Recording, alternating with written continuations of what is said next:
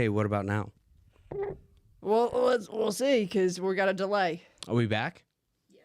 We got sound? Okay, well, Shelby was just talking about how perfect Terry O'Quinn's wig was. It was a good looking hairpiece. My first note is I'm just like confirming here because I'm an insane person. Hang on. I don't. Yeah. Killer. Okay. Yeah. So, my first note is shockingly okay hairpiece on Locke in the opening flashback. So much so that I'm wondering if Terry O'Quinn grew some real hair. I don't think he did because I think it would be crazy for them to ask him to grow an inch of hair for one flashback sequence. I think it was probably like a very thin lace piece, but it looked great compared to every other wig we've seen. Yeah, I think it looked good. My first note was Locke, wig, or no. Killer, cutie. So, yeah, I mean, if you're talking about Lost, like for sure, that means no, it's not a wig. If you can't tell, it's not a wig. Right, on Lost especially, like the wigs look like Party City dog shit. So if I was confused, then yeah. But then they kind of did like the sideburns a little bit later. Yeah. Just like it changed over time. What convinced me it wasn't real is in the next scene, because in the flashbacks he's clean shaven and he's got, you know, the little crown of kind of, it's graying, but it's like kind of blondish. Definitely blonde. Definitely or like blonde. light brown, maybe ashy. I don't know. And then it goes to the island, and on the island he's got his stubble. And I know that beard hair and hair can have different colors going on, but it was very like salt and pepper, dark black and white. And so that's what makes me think it was a hairpiece. But I don't know. I wasn't there. Yeah, well, I have gray and random streaks. So yeah. You know, you can only do some. Yeah, but it matches. Like it's the same sort of brown here and brown here. Whereas apart from the gray on Locke, it was like black here and sort of like ashy dishwater blonde. I think 100%. You can't tell this is a hairpiece, right? Is that what you're saying? On you? Yeah. No, that's your hair, buddy. Wow. Oh. No, yeah, you know, that was good. Yeah, you got me. I'm so stupid. Come on, I set you up for that one. I'm not good at social cues. I thought you were gonna roast me for that one. Yeah. Well. So okay, do we want to talk about the princess's ex-lover? Are we gonna do that first, or where do you want to go? What are we talking about? Yeah. Yeah. Princess. She's not. She's watch the show. Is she a duchess or a princess? I think she's a duchess. She's a duchess. Do you know what that means? Like she's married to a duke. Oh my gosh! You know the. No, well, no. But then why is she a duchess then? Because she was no. There was I don't go there. I'm American. There was that whole video where she was talking to the queen and she said, "Hit it."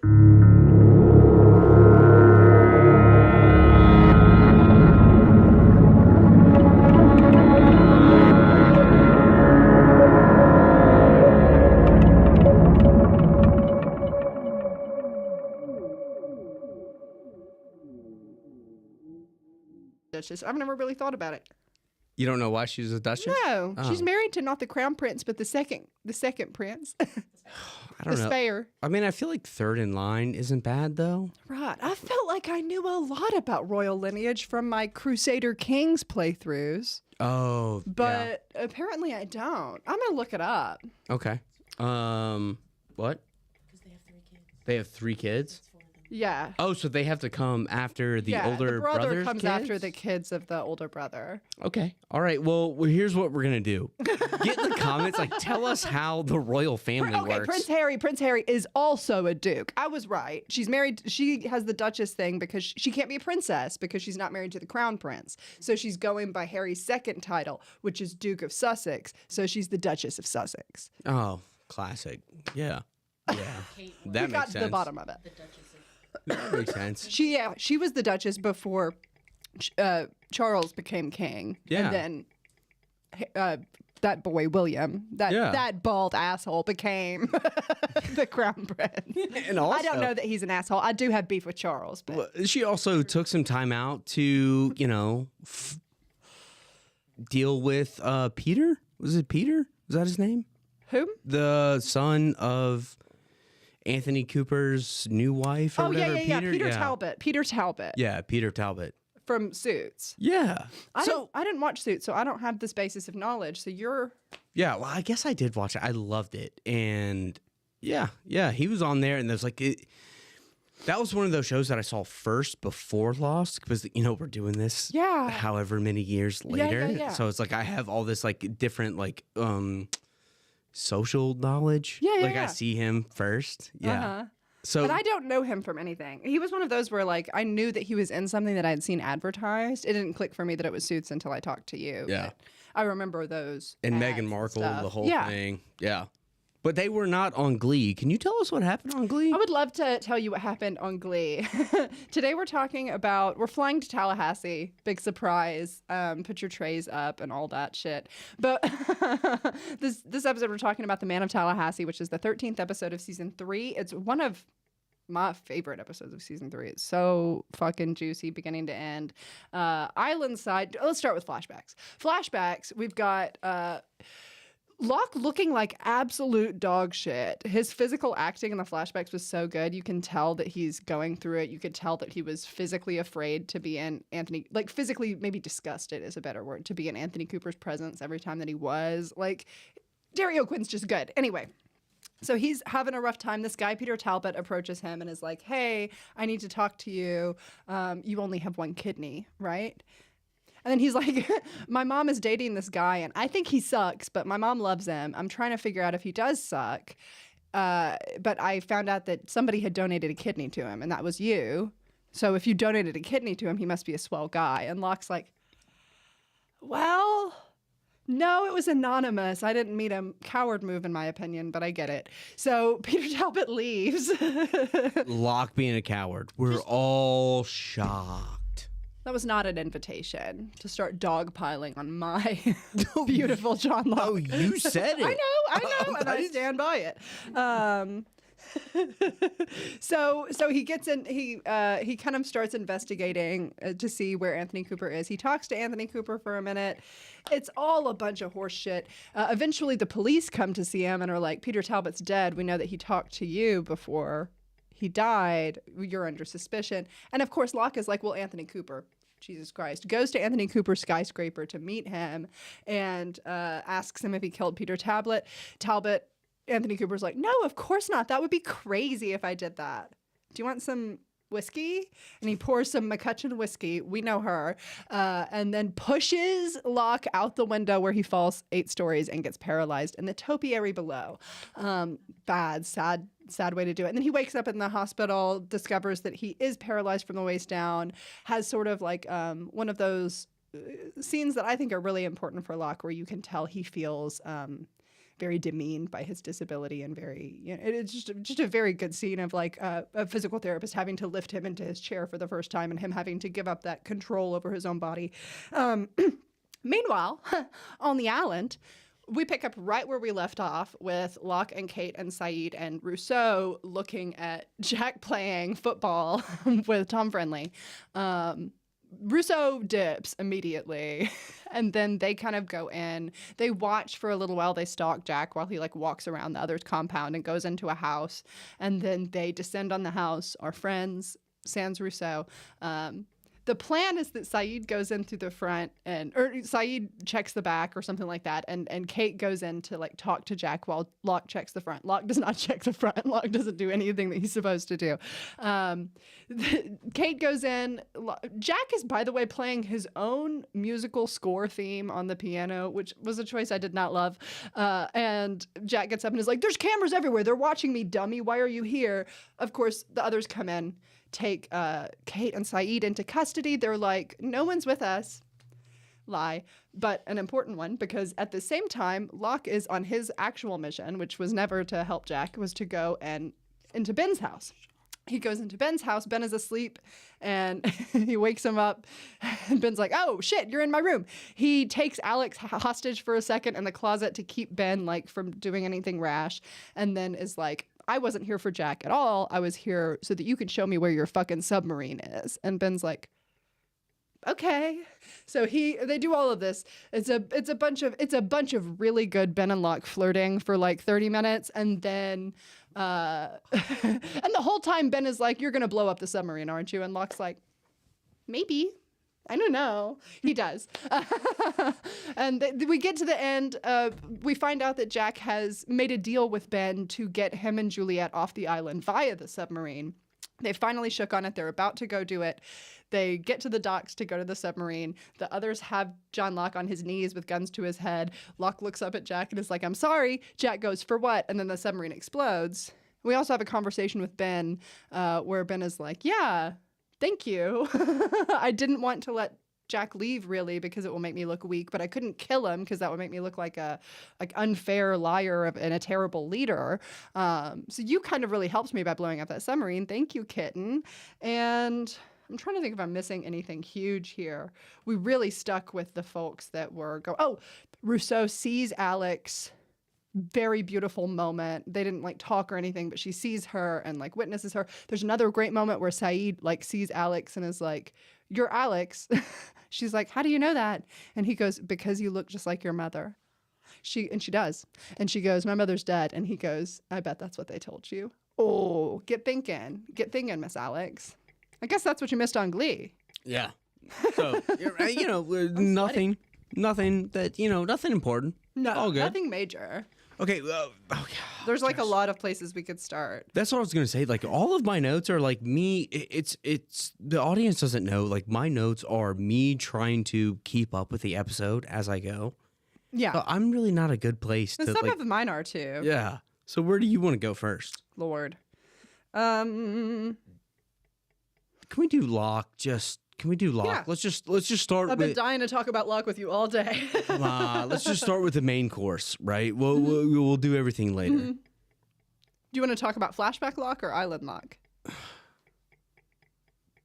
One of my favorite parts of this episode, when it comes to Locke, is that Ben tells the audience that he knows how Locke was paralyzed before we do. Like we find out before the episode is over, but if you've kept up with our podcast, you know that Anthony has been asking this question like since episode 4 of season 1, where we first found out that he was a wheelchair user to begin with.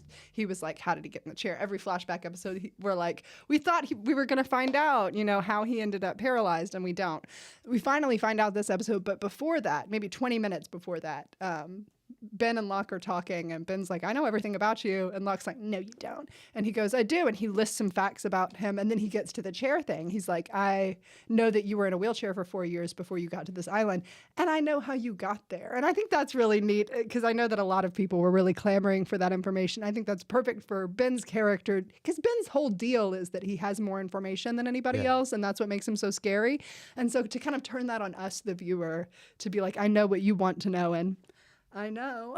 And then just to withhold it from us. Yeah. Not too long, because they did tell us by the end of the episode, which I think was the right move, but really good stuff. Oh, I have no clue where we want to start with Locke. Can I start with one place that I know that people are going to be pissed? At you? Yeah. Yeah. If you're listening, that was the most underwhelming way to figure out how he got in that friggin' chair. I think that it was built up in a way that I don't think that anything would have satisfied you. You know what would have satisfied me? Yeah. What I called way long ago when when Anthony stole his kidney and there's something got complicated in the surgery. Oh. That's how he lost it. No, I like him pushing him out of a window 8 stories much better. Oh, it felt like low-hanging fruit. Come on, just pushing him out of and no one's going to know. That Locke is a survivor. That's a crazy thing to live through. It's a crazy thing, but it's also crazy that he was able to get away with that. He would have been able to get away with the whole kidney thing, and no one would have ever known. He could have effed off to an island, like they said. He could. Is he getting away with it though? Because now he's tied up in the chair. He's the man from Tallahassee.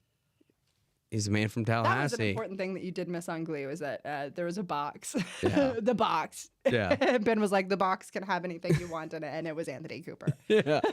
So, he took Locke's legs, his kidney. Yeah. And just Sawyer's a monster of a man. Sawyer's virility. I don't know what happens to you. He's the guy who gave him syphilis. He's the guy who gave him syphilis. So that's tough. You hate to see it, but yeah, I don't know. It's just I don't know. I don't know. I don't know. What I have no idea because I did think it was Anthony Cooper. I thought it was his dad the entire time. Yeah. That he did not, why he got into the chair.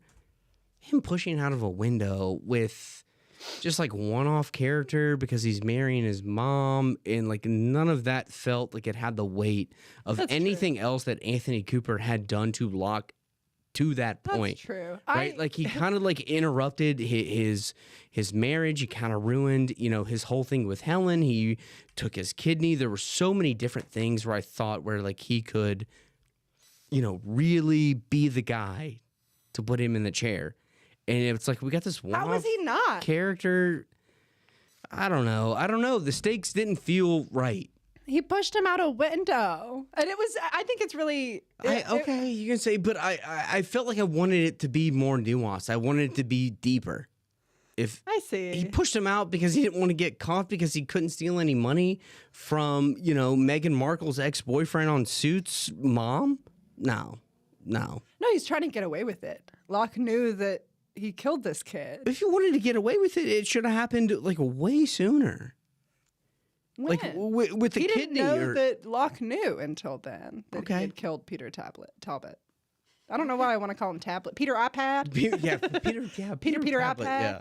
I mean, I'm not saying that. I think that in this specific scenario, they have built up the idea of how Locke got into the chair so much that they felt like they had to go crazy with it. They like did. A hugely violent incident.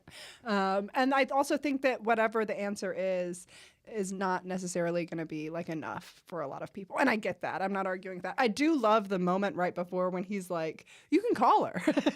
Call her on the phone right now. She left me. She called off the wedding caller.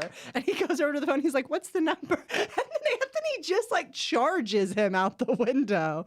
Crazy. Also, with that kind of momentum, I will say. You would go out with him. Anthony had to like pull back to keep from going out the window with him, I'm sure. Yeah, I mean, the core strength someone has with two kidneys has to be unbelievable to be able to withhold. Yeah, I know. And I'm not saying like you. I think that you kind of might be right. And there's like nothing that would have satisfied me. Right. And I think that's true for a lot of people. And I think that they kind of, I'm not blaming that on you. I think that they kind of shot themselves in the foot by holding on to it for so long. And then you can't really have like a supernatural explanation for this because it didn't happen on the island. So you can't do anything really crazy. So you have to go as crazy as you can just from a violence perspective. And yeah, it's violent as fuck for your dad to push you out a window 8 stories. But it's also going to be a little bit anticlimactic. And again, I don't know a ton about how the show kind of bookends everything or how it ends or any of that stuff. But at this point, with like, I think if you go back and you listen to me, I have complained that nothing gets answered. Now that I have figured out how he got in the chair, I'd have been fine if I just never knew. Like, I think I'm a little bit more open to. I'm okay with not knowing. I guess. Does that make sense? Like because like you said, they held on to it for so long. I was never going to be satisfied. Yeah. I just don't, there's nothing they could have done. Yeah. I do like that we kind of get the origin of Locke's mantra right after with that physical therapy, the very strong physical therapy guy that you were talking about. When he's like, we got to get you into this chair. And I didn't ask you. Locke says, I can't. And he says, you survived falling 8 stories. I don't want to hear anything about what you can't do. Yeah. And now Locke's whole deal is don't tell me what I can't do. I liked that. I thought that was really nice. There's a lot of good there. And now And I also love the chair's juxtaposition in this. Ben and Locke are famous, I think, for like repeating each other's lines. But this line that they repeat in this episode is really good, which is, it's because I'm in the chair and you're not, because you're in the chair and I'm not. Because Ben is in a chair right now recovering from his spinal surgery. And that kind of the juxtaposition of the island healed, from what we know, the island healed Locke's injuries as soon as he got there, and Ben is taking much longer to recover from cancer that he probably shouldn't have gotten in the first place if he's on the island from what we know about the island. So I mean, there's good questions. Like I said, there's just everything was everything was good. You might be right. I love Lost. I was never gonna be satisfied, and that's kind of why I'm saying like maybe I didn't need to know how he got in the chair. Yeah, because like Anthony Cooper already sucked. I think we had to know. It was him. We had to know it was Anthony Cooper. See, that's where I'm at. Yeah. I had to know it was him because I felt like it was him. it had to be Anthony Cooper. I It had didn't to like be the Anthony way. Cooper showing up in Locke's life and ruining it over and over again, like he's done. He took his legs, he took Helen, he took his kidney. So that makes sense. That's why I called that out earlier. I was like, yeah, I thought he was not going to wake up. And I thought they kind of duped us real early, the first scene, when they were filling out the disability stuff. Oh, yeah. And he just stood up, and I was like, I don't know if I'll. They love doing that. It's Hot Tub Time Machine. It's Kristen Glover and Hot Tub Time Machine. This is when he's going to lose the arm. Nope. Except there was a terrible payoff when you find out when he loses the arm. Yeah, it's terrible. I don't know. I'm not saying anything's bad. I just. Like, what a moment. Like, you were talking about last week, like, this is an episode that you have been waiting on. And you were definitely talking about me finding out. And it's like, did you think this was going to satisfy me? I did. I like Really? it. I really like it. I like that moment. And I felt like it shocked me the first time I saw it. Like, It definitely shocked me. and I thought that, I don't know, I liked it, but I understand why you might not, you know? Yeah. I thought you would, but it shocked me. I'm known to be wrong. No, I think it shocked me. I think the only reason I'm upset. I'm not upset really, but you know, I think I just knew it was Anthony Cooper, Yeah. and I wanted it to be a little bit more nuanced than just pushing him out of a window. Sure. Right? What would you rather him do, if you don't mind me asking? Well, I'm not a show writer, but you know. Like, I guess I'm just asking, like, what do you mean by nuance? Like, what were you looking for that didn't deliver? To be honest with you, I thought it was going to be something totally unrelated to anything that we have seen before. I thought it was going to be him crossing a street to help a young kid, and he gets hit by something, and it was I would just hate that so much. more him than doing what the right happened. thing. Oh, that's so funny. Is that Yeah, I would hate that. is that a commentary of how different we think? I think so. You know? I think it's important that. Here's my perspective. I think that it's important that that this happened to Locke because he trusted Anthony Cooper again. Because everything that's happened to him, he trusted Anthony Cooper and gave him his kidney and it fucked him over. He trusted Anthony Cooper and Helen left him. He trusted Anthony Cooper about the wife thing and went for the phone, which gave Anthony Cooper the opening he needed to try to kill him. I think that anything he did that did not include putting his trust, and that's Locke's problem. It's his problem with Ben too. Like when he's doing the Henry Gale thing, is he puts trust in people so easily when they do not deserve it, and it fucks him over. You know what I mean? Yeah. And so Yeah, I I think running after a kid, and I also think that if he was running after a kid and saving a kid, that would be too heroic. And I don't mean that Locke is not a heroic character. I just mean that I don't want him to have gotten. Well, there's a difference between like being like selfless, heroic, and then like being manipulated into helping someone that you love. Sure. Right? Like that's what he's doing. Sure. Right? And I think at this point, like I'm a little upset with it. You know, what's the old saying? Fool me once, fool me twice, fool me a billion times. Exactly. John Locke will still show up. That's how, how much And how much empathy am I supposed to have for him at this point? That's the thing, is that you're supposed to be frustrated with John Locke. Okay. Oh, okay. Well, that actually makes me feel a little different. The core of John Locke's, and the reason I love John Locke so much, is because you spend so much of the show frustrated with his actions, but you can always see why he is making those actions. You know from the first season that John Locke is someone who puts his trust in people, and you know that bites him in the ass, and you're going to keep seeing him do this until he doesn't anymore. We're only halfway through the show. Everyone's going to grow, but everyone's going to grow at different levels. See, that might be the frustrating part. If he would have been done with Anthony Cooper, him and Helen could have been just like posted up in just the cutest little town in South Carolina you've ever seen. Sure, but all John Locke has ever wanted is a family. Yep. And now we're doing it again. Every opportunity he has where he thinks he can make a connection to the only family he knows, he's going to try. Because he's never had that before. He grew up in foster care. He struggles to make connections to people we've seen in his life before the island. Yeah, and you got me there. You know, because that is, you know, I think we can both probably speak, and a lot of people listening, like, that's an irrational feel. Like, just, you know, the wanting to be close to your family. That's something that can, like, And I make can't you put a imagine- lot of your like logical reasoning behind you because Yeah. I'm gonna leave Helen. Like I have a chance to connect with my dad. Sorry, Helen. I'm gonna get this money for him, and that's how that's gonna I go. have a very, very good relationship with my dad. I cannot imagine him betraying me on even much smaller levels than the ways that Anthony Cooper has betrayed Locke. But I had a very difficult relationship with my mother, and I gave her chances when maybe she didn't. When maybe it wasn't the smartest thing to give her chances. You know what I mean? And so I think I empathize with Locke a little bit more, just because I know what it's like to be like, well, you're my parent. Let's do this. And then kind of have that bite you in the ass. Yeah. You know what I mean? Yeah. I mean, yeah. No. Yeah. I mean, how do you quantify that? And then how do you be able to watch somebody like go through something like that and then be able to like figure out why they're making the decisions that they are? No, you can't quantify something like And that. I think that most people can relate to, especially a family member, giving them chances and biting you in the ass when it comes to, we always hear don't lend money to family. You hear Don't work with family. if you have an addict in the family, if you are working with someone in the family, if you are lending money to someone in the family, sometimes you are more inclined to trust that person just because, oh, well, that's my brother, that's my cousin, that's my aunt. And you don't really have a reason other than that. And then it bites you in the ass. You don't get your money back. They steal something to buy drugs. They lie to you,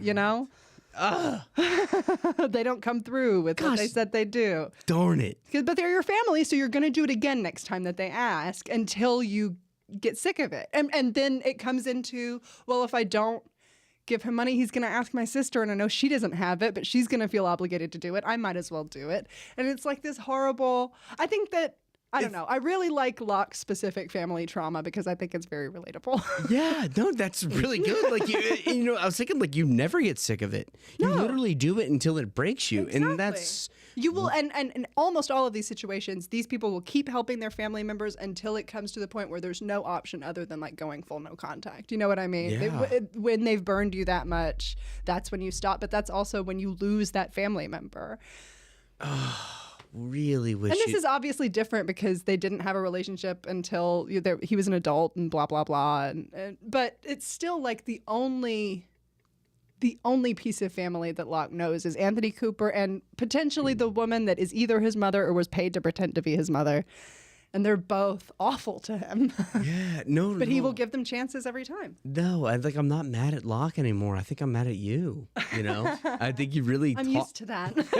I think you really not talked me off of what I was thinking, but I think I've said over and over about how much I love this show because every once in a while they turn into like a real people. Yeah. This is a really good example of why am I frustrated at Locke? If you go back and you make a clip show of me being mad at Locke, it's endless.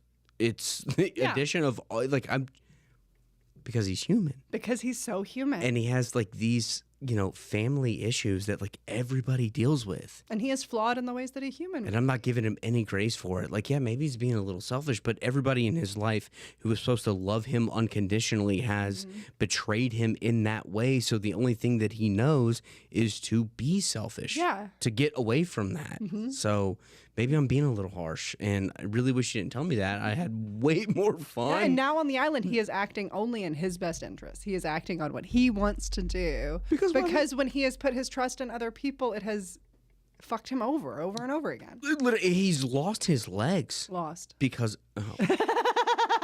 Sorry, I got a Zoe laugh on air. Catchphrase. We could be pissed at someone else if you wanted to. Yeah, I mean... If I'm not going to be able to be pissed at John Locke, yeah, give me the next person. So Jack was just going to get on the submarine with Juliet and leave? Yeah, no, Jack was doing his thing for sure. I'm not saying that that's wrong. I understand that everyone wants to get off the island, but it's a little bit crazy that he was just going to be like, well, maybe they'll notice I'm gone, maybe they won't, but I'm out of here. To the people he's been with since the beginning. It wasn't good. No. But I also my last note, did you read? The Locke Jack war has started. They are they're acting too similar right now. Yeah. I mean, that was very ugly by Jack, but I also But get. it also sucks that Locke blew up the submarine. I like that he blew up the submarine, but it sucks for everybody that wants to get off the island that he blew up the submarine. It sucks for everyone. Yeah, and maybe that's the thing. Like, Jack is not hurting anyone. Yeah. Because he's taking advantage of a situation that he's in where he can get off the island. Like, that is definitely selfish, and I'm not going to, like, give him a pass. And I think it also, for him specifically, has a lot to do with Juliet and, like, saving Juliet and going with Juliet to save her because she's wanted to get off the island so long. And, you know, he's always fixing and saving and Jack Shepherd. I did not think she's the new pretty girl that needs help. Dang it. You know? We're in a weird spot because that would have been something I would have said. You know, Juliac all the way back. You know, I thought he was leaving because he saw Kate and Sawyer. I mean, I think that's certainly part of it. For me, I felt like he had lost Kate. Yeah. And he was like, you know what? I have a chance to leave here. Like, I think that's part of it. But I think a big part of it is this lady really needs to get off the island, and I'll protect her and go with her and save her because I'm the leading man and she's the new pretty girl and Kate doesn't like me anymore. Yeah. Sorry. Kate's sleeping with my arch nemesis. Right, this is right, ridiculous. So that's kind of what I thought. I was like, you know what? If Kate doesn't like me, well, like, what's the point of me being here? I'm going to go ahead and get out of here. Yeah. Like, I gotta keep patching up Bernard and Paolo's foot. No, Right. I'm just gonna go home. They'll be fine. I'll take the other doctor on the island with me also. Yeah, they'll be fine. Screw them. Play a little football with Tom. Get out of here. It's all do fine. a little bit of flag. And Maybe get outta here. take Juliet with him. Right. Which I get. You know. What? She's beautiful. But now they're not getting off the island. No. I don't think they were getting worry, off the guys. island to start with.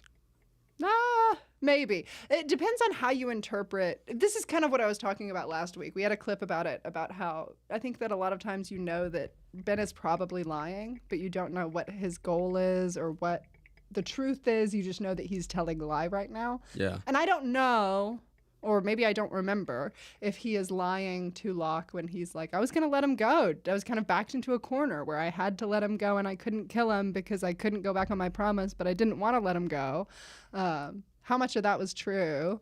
Was he going to let Jack go? Did he have a contingency plan that was not Locke in a block of C4? See, based off our conversation last week, it seems like none of it was true. But Juliet did say, thank you for keeping your word. Yeah. Right. So I think the ruse is still there. But now that you and I have talked about it, like, it did seem like he's just kind of building the plane as it's in the air. Yeah. He's just like, I'm just going to lie until it. It's crazy to think that his plan was Locke. But I also love the line where he's like, I was trying to figure out a plan. And then what does he say? He says something horny. He's like, and you came striding out of the jungle to make my dreams come true. Why is that horny? But it's certainly. I thought it was like a commentary on the fact that he walks. He does walk. You said, no, your mind went too. Like I interpret more like he's like the knight in shining armor showing up to solve Ben's big problem. I saw it. I'm being a little bit over the top with the like sexual innuendo of it all. I don't think there really was much of that, but I do think it was flirty. I thought bare minimum. I thought the whole episode was about, like, you know, wheelchairs and stuff, and he was like, you know, you're striding like a big boy. It's also You think you're cool with your legs walking around? I think Locke and Ben are excellent foils of each other, and I think that compounded with the way that they talk to each other makes their relationship a little bit flirty fun. I would say that, like, Locke was as cool as he has been in my mind in his interactions with Ben. Yeah. You know, I love like the way that those actors work together. You can tell that they know what they're doing. But he has like so much. I don't know if it's like him getting away from the full frontals, where he has this like you know, exuberant confidence. Yeah. But he felt cool again, right? It's just like a lot. He felt confident. Ben was in the chair and he was not. I think has a lot to do with it. Maybe that was. And the whole power dynamic between Locke and Ben, where we saw a lot of it in The Hatch when he was Henry Galing. Like, that he really likes to feel superior to Ben, and Ben really likes to feel superior to Locke. And so they're kind of always struggling for that, and those dynamics are shifting pretty often. So that's why he doesn't like Jack or Saeed. No, Ben's more fun. He wants to go do mind games with Ben. He doesn't really give a shit about what the full frontals are doing anymore. He wants to solve island mysteries. And I think that Ben is one of the best ways to do that, because Ben has been here a while. Ben told us in this episode that he was born on the island. And so he's been here the longest. He would be the best resource for island secrets. Okay. It all makes sense to me. I did love... Sorry. No, go ahead. This is totally topic changing, but we have to talk just for a moment about my goat, Tom Friendly, and how he warned Jack and Kate that the room was bugged. He didn't have to do that. What a thoughtful guy. What a sweetheart. He's the best. Yeah, love him. Literally the best. Like, yeah. Yeah. All the way there. He's with the others, but he plays fair with everybody. He felt very, it's just this really, really bad example. But, you know, sometimes you have like something that comes to your mind right away. What Bryan Cranston played in, it wasn't Malcolm in the Middle. What was that like? Breaking Bad? No, yeah, that's, he and did Malcolm in the Middle? It was a Malcolm in the Middle. He was the dad on Malcolm in the Middle. Okay, he felt very much that. He was also in Power Rangers. Okay, yeah, it felt very Malcolm in the Middle, where he walks in, he's like, my wife's coming back soon. They can hear you. And he just like walked out, right? You know, it's like, there are cameras and microphones. It was like the kids like, eat the food really quick. My wife's on her way. Yeah, it just felt very like sitcom-y. And I was like... And I think that's often how Tom Friendly seems. Like, he kind of feels like he's in a slightly different show than everyone else sometimes. Yeah. Okay, thank you. Because I did want to see kind of how you felt about the fact that like that... I think that Tom Friendly is in a workplace comedy about working for the others. I think that none of the, like, he's in the others' office. He has talking heads that he does with, like, Mrs. Clue and those other, like, kind of supernumerary others. Mac from It's Always Sunny in Philadelphia. And they have their own shenanigans going on that are more on, like, the stakes level of, hey, book club's tonight, but the location keeps changing. Somebody's up to something about book club because they don't want to read the book this week. Like, that's the stakes level that he's operating on. Get out of my brain. That's exactly Danny what got he's shot doing. and we buried him, but we accidentally buried him with the forklift key. you know my other one? Yeah. What We Do in the Shadows. He feels very Colin Robinson. He's like sitting in the basement. He's like, yeah, they're doing all this stuff upstairs. Just don't know what they're doing, but He's watching Happy Days. Yeah, they want me to go kind of move this prisoner. Then I'm going to come back down and just kind of watch my shows. It'll be fine. Yeah, he is. I love him. Yeah, I agree, and I felt like it gave me a little bit more like of a perspective that like not everybody is on the same page. No. Right? There's some people who are just maybe there. I don't know what that looks like right now, but you know what I mean? Like, yeah. We don't know why these people are with the others. We don't know what they gain. We don't know what their individual goals are. We kind of know about like what Ben's goals are, but just barely. And then everyone else, like the others are not a hive mind. Everyone has their own moral compass and opinions and thoughts about everything. And I think that Tom's is very friendly than Ben, or Tom Friendly's is very different than Ben's. Yeah. One more thing about Tom Friendly, because I've gotten a couple comments specifically from Slowbro Cujo, and I don't think that Jotaro Cujo would ever say this, that I need to stop glazing Tom Friendly because he took Walt. Where's Walt now? Happy with his father on a boat or whatever? That's when we last saw him. Seems like Walt's fine. Seems like it's cool. Seems like Walt didn't get hurt. Quit making Tom Friendly out to be a kidnapper. He's back with his dad. They left the island. It's not Tom's fault. I will. Walt's fine. I don't think I can sign up that Walt's fine. Well, Walt was fine last we saw him. But I'm not going to say it's Tom's fault. You know? Right. Right. Right. Could have been Miss Clue, but we don't know. Yeah, Miss Clue was the one like keeping him in a tent and asking him questions. I don't really remember what was going on there. Yeah, I don't know. But again, she gone. Yeah, she's dead. The one person she talked to, Michael, he gone.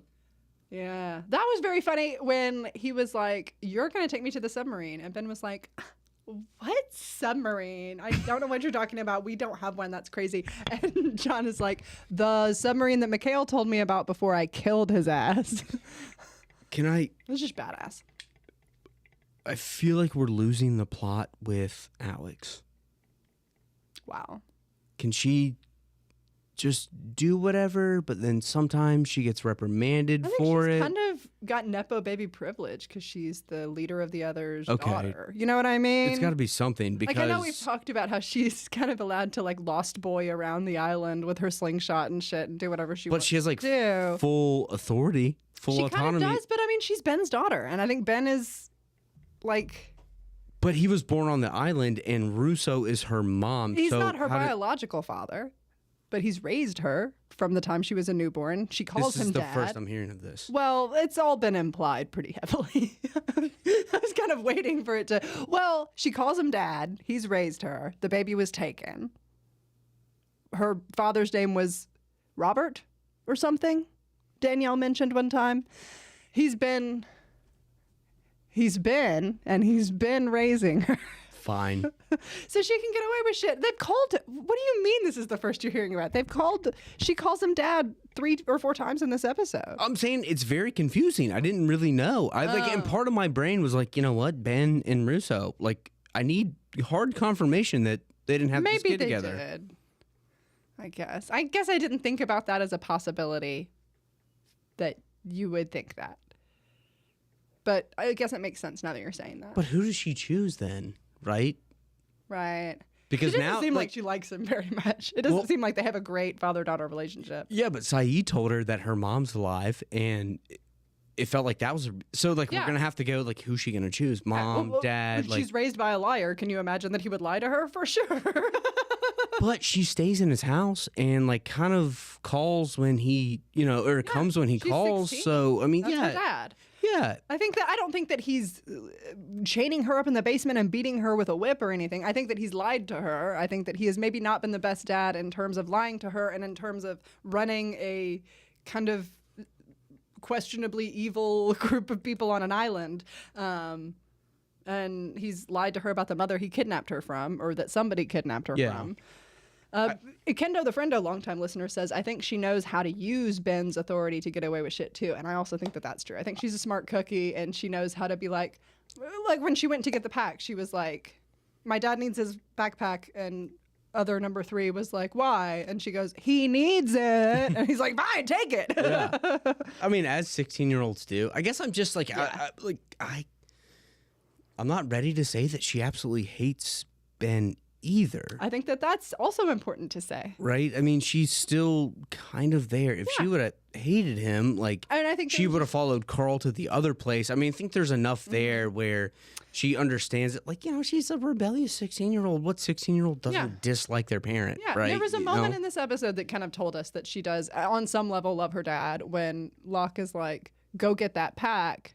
And and Ben says something like, we don't have the best relationship right now. I don't think it's going to work, you holding a gun to my head. And Alex kind of gets mad. She's like, Dad, I'll go get the pack. Like, and obviously we were fighting about whether or not I had to eat my English peas last night, but that doesn't mean I'm going to let this dude shoot you. You're my dad. I'm not doing my algebra. Wiggy, wiggy. Yeah. And he even says, like, leave her out of this. Right, so he has care for her too. So no, John, I'm sorry. We don't have a code for there's a man in the closet with a gun to my daughter's head, but clearly we need one. Probably do. Probably do. Yeah. So Alex, at this point, feels very. She's just interesting. I really don't know where she lies. I feel like she's kind of the bridge between everyone right now. A little bit. Yeah. A little bit. I loved Danielle laying eyes on her and tearing up a little bit. Russo. It was just a moment, but it was nice. I love Russo. Gosh, she is mother. I feel like she is building up to something like very like studio movie Reckless.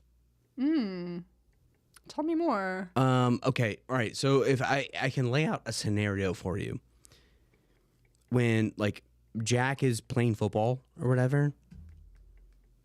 I'm just imagining Alex being in a situation where she's being like reprimanded by Ben and the others.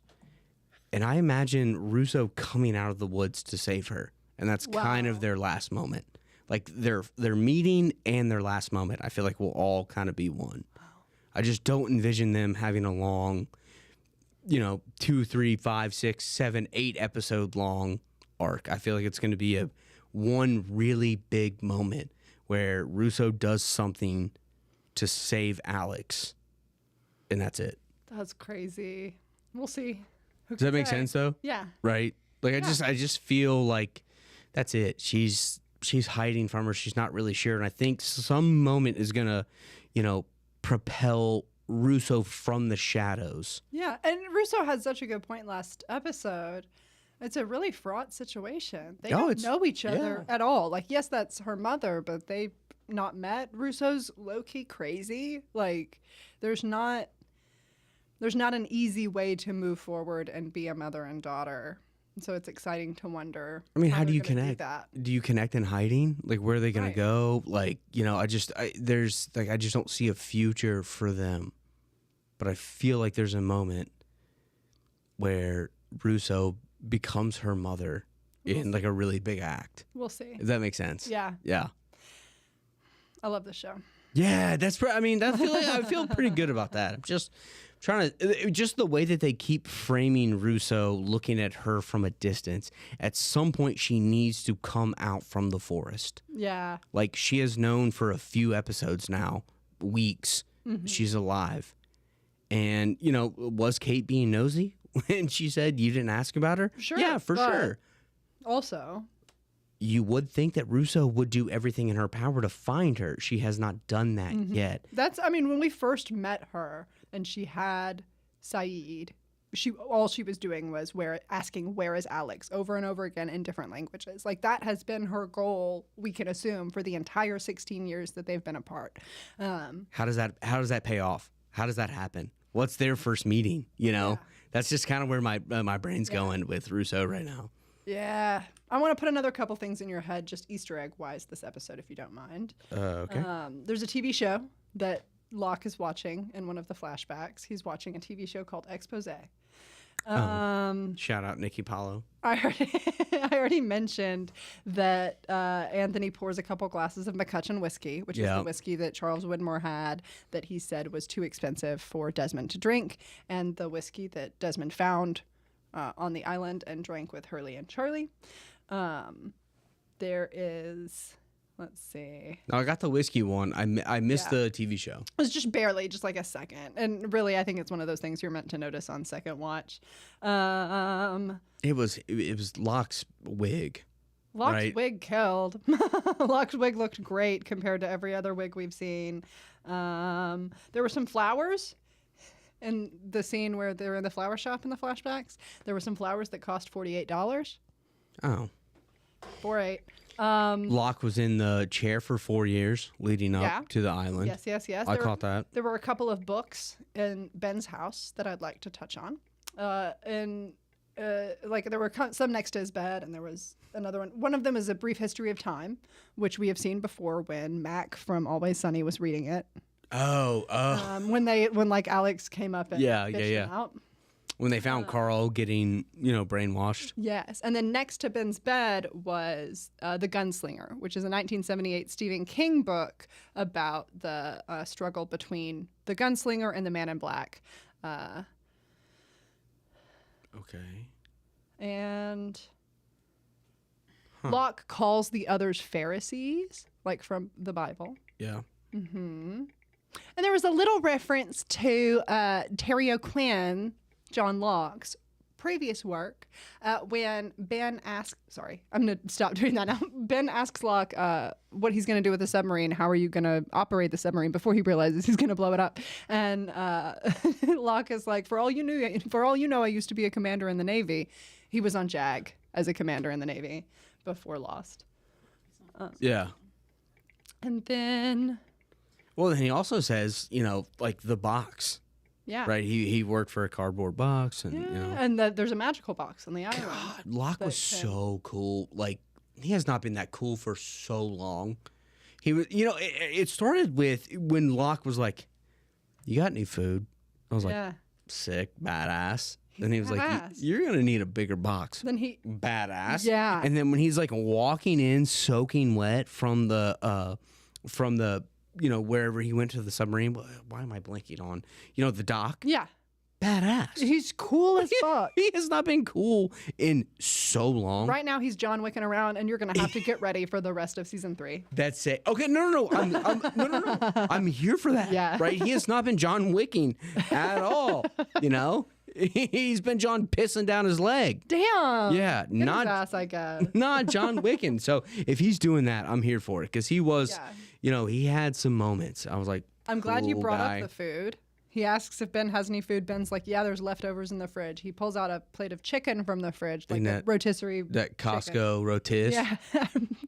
They have a Costco on the island. I don't know if you know that. It's like never shown, but it's kind of behind the other's house. That Yeah, they get the rotisserie. $2.99, rotisseries. But Ben says, I ate most of the dark meat. We often have like this juxtaposition of light and dark, and so John eating the light meat and Ben eating the dark meat is kind of a little Sure. heavy-handed nod. Sure. I have some other notes here. What's going on? Yeah, Everything okay, princess? Does the camera hate me? Yeah. Oh. Yeah. I mean, I heard him say the dark meat. I was like, nah. Yeah. And there was a good Probably parallel too with the very, very end of the episode when we have Anthony Cooper in the room tied up and John comes in and he goes, Dad? Which is surprising because that's not... let's take all of that back. He says dad in the same kind of cadence as Jack said dad when he first saw the apparition of Christian on the island. So that kind of like fatherly through line is still coming through. Yeah, I don't. Yeah. That all of that makes sense. We are just. Do you remember when the raft got burned? When Season 1, when Sam burned down the raft, or Walt burned down the raft. Yeah. And what they're all talking about it, they're blaming Jen originally for burning the raft. They're all discussing it, and Locke goes, "Now, why would anyone see a way for us to get off of this island and destroy it?" I feel like I called that out. Yeah. Didn't we do a whole thing? I was like, who I think doesn't? you thought that Locke burned down the raft. Because I said, like, who doesn't want to get off the island? Locke. That was like, hey, culprit number one. This episode he explodes the only way off the island that we know of, the submarine. But it doesn't seem like he wants to stay there. But he Why do doesn't you say want that? Because I feel like he would have ingratiated himself to Ben a lot more. I feel like if he would have seen Jack like kind of playing nice with everyone in these like beautiful homes and like kind of living on the island, why would he not do the opposite and be like, hey, I want to be a part of whatever you got going on, Ben. Yeah. How do I do that? And he's still defying Ben, even though he knows that Ben is in charge of people staying on the island. It feels like if he really wanted to stay on the island, maybe he doesn't want to stay on the island under Ben's parameters. Maybe he doesn't want to like be under the umbrella of what they're doing. Yeah, it was kind of a pissing contest with Yeah. today. Like he showed his dominance over Ben today, and I think that that's important. And I feel like Ben kind of knew that he has a connection with the island, and he has maybe enough juice to be there by himself. He doesn't need Ben.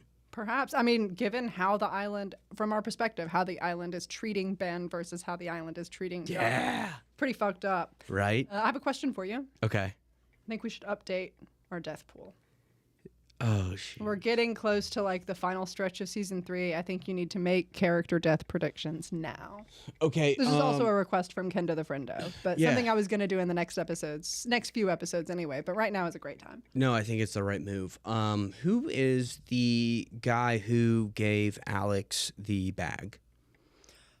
God, I don't know. When she comes to remember when she goes to get we've seen him a few times. We have. And I always get him mixed up with Danny Puckett, but now Danny Puckett's dead. Yeah, so I yeah. can't. He's not Danny Puckett. He's the other one. Yeah, exactly. He's in there. He's in the mix. He might be number one on the. I feel like Charlie would. Ryan is his name. Ryan's up there. I feel like Charlie is the low hanging fruit because we've been talking about you're gonna die, Charlie. So, but I'm not gonna pick him. It's. Oh, who is it? Oh no. Oh no. I still think it's Charlie. But I don't think he's first. Okay. Okay. All right. Ready? Yeah. Main character? Juliet. Whoa. Juliet is my next. How will she go? I literally, maybe it's just a commentary on who I am. I was literally about to say she's going to save someone. But, I think You were obsessed with John saving a child from being hit by a car. I'm obsessed with everyone sacrificing themselves for somebody else. But no, I think it's Juliet, and I think she realizes she doesn't have a way to get off the island. She's stuck there forever. She chooses a way not to be there anymore. Okay. Wow. Yeah. Damn. We'll see. Who can never be sure? Yeah.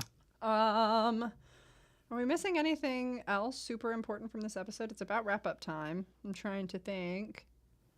He fell from 8 stories. Yeah, Yeah. 8. Yeah. It says right here this episode marks the first appearance of Ryan. So I wasn't getting him mixed up with Danny Puckett. I just saw him and was like, he looks just like that dead man Danny. This was his first one? Yeah. Oh. Ryan Price. Oh, is his no. name. So I saw him one time and said, dead.